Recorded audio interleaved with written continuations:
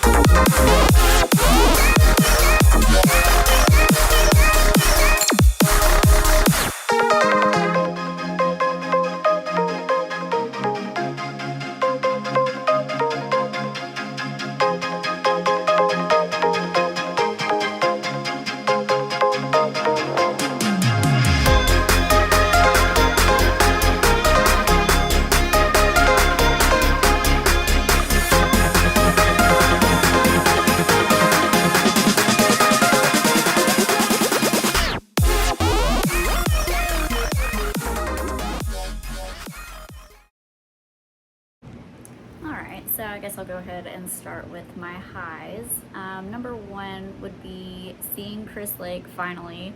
Um, I've only been to one other festival where he was headlining, and I did not get to see him. It was EDC, I can't remember what year, but things happened and I did not get to see him, and I was very upset about that. But getting to see him this year was amazing. I am a house head and all my friends are bass heads, so I ended up going alone and just had the best time dancing, and it was great. So that was definitely my number one high, my favorite set of the weekend.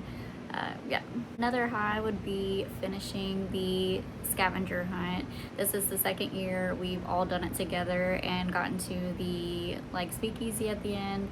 I feel like it's such a good way to start off the weekend, like I said before, and it's always just fun to have that activity to share with your friends, and getting into like the secret little room or whatever is always a good time. So that was another one. Waking up and going to yoga Thursday morning was definitely a high. I've tried to make this a tradition of just setting the weekend off at a good point, and I used to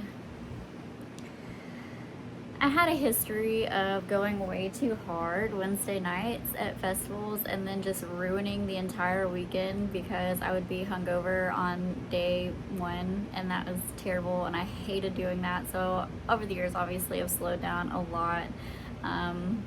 So not drinking at all on Wednesday, or just having like a beer or two and then waking up and doing yoga and starting off like just on a high has been nice. So that was one. I did a lot of venturing off by myself this year because of the differences between, you know, my likes in music and my friends. Usually I just stay with the group because you're at a festival. It's sometimes scary to go off on your own, but this year I decided that I wanted to see the things that I wanted to see, and if nobody else was coming, that was okay. And I ventured off by myself, I think 2 or 3 times, to see things that I wanted to, and it was fun. It was a good experience, and it just made me feel good to know that I could, you know, go off on my own. Like, I have free will. I can go see the things that I want to see, even if nobody else does, and that's fine. That's okay.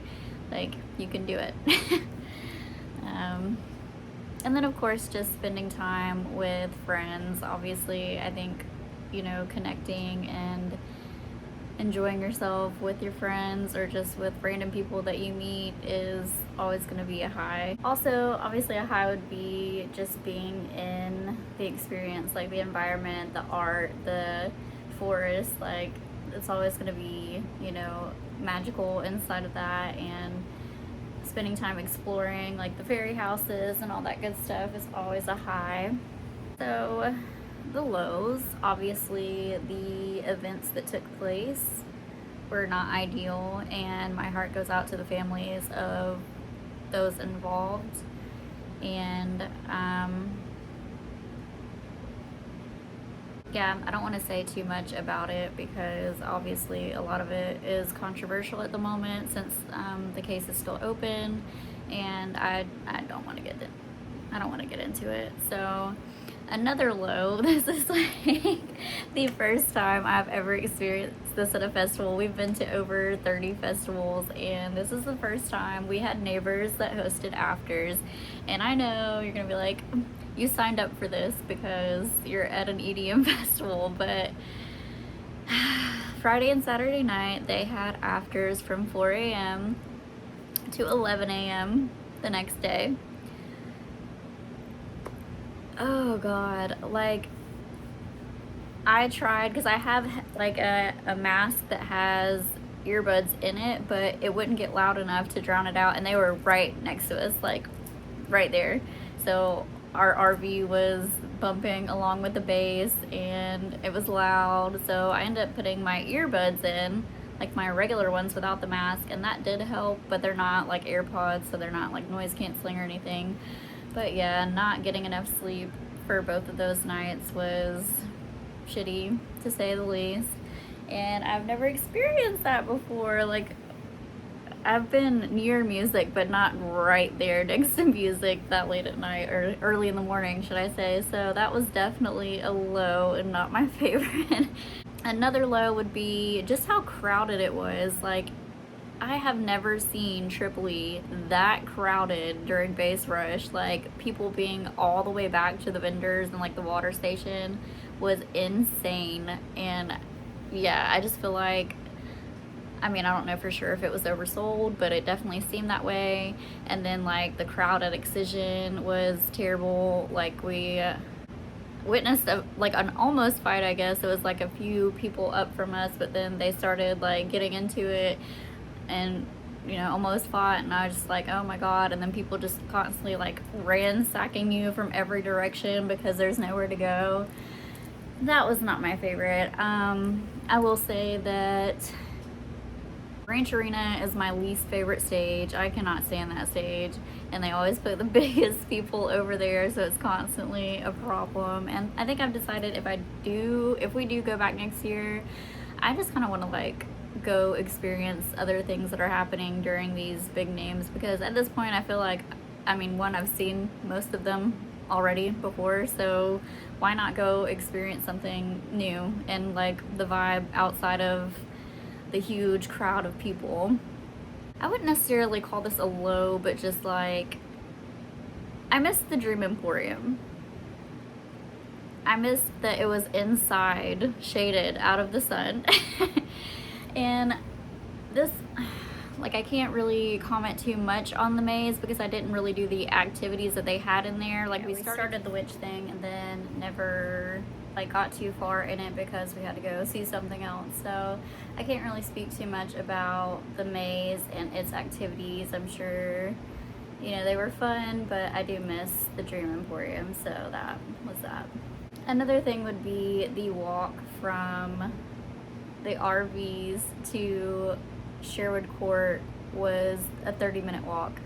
So that took a lot of energy, I think, out of us for the weekend. I don't know if it's just because I'm getting older or what the deal is. I think my capacity for certain things has started to dwindle. So I don't know if like maybe upgrading our ticket to Good Life would help with that situation. Obviously it would, but like, I don't know if I'm just like outgrowing the whole festival scene in general. It's like I had fun, but I'm starting to like weigh the pros and cons, I guess. But I don't know. I guess we'll see. We have until December to figure out if we would like to return, and this would be our 8th year. So I don't know if I just want to like travel next year instead of going back to the festival, or try to do something else, or we might just go back. I don't know. I guess we'll see. But that is all. Thank you so much for watching, and I will see you in the next video. Bye.